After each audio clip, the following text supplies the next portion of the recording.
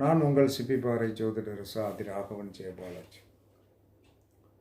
மிதுனம், துலாம், கும்பம் இந்த லக்கணங்களோ ராசிகளோ மிருக சாபம் பெற்ற ராசி. மிருக சாபம் என்பது என்னது?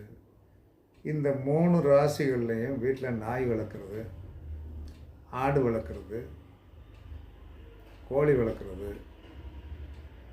வளர்க்குறதெல்லாம் தப்பு கிடையாது. கடைசியில் நீங்களே கொன்று சாப்பிட்டு விடுவது.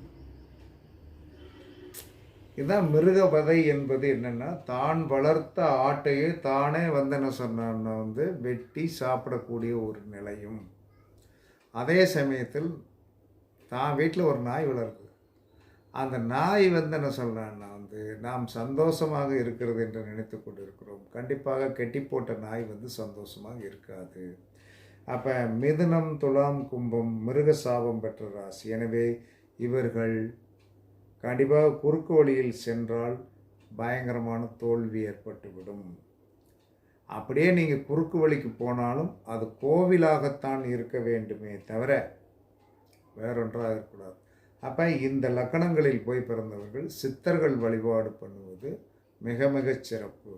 மற்ற 3 லக்கணங்கள் என்று சொல்லக்கூடிய நெருப்பு லக்கணங்களோ, மண் லக்கணமோ, ஜல லக்கணமோ எக்காரணத்தை கொண்டும் இவர்களுக்கு உதவி செய்யாது.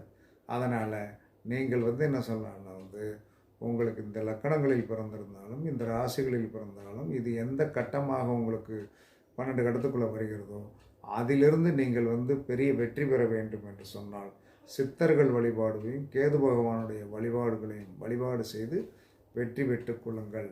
இது ஜோதிட ரகசியம்.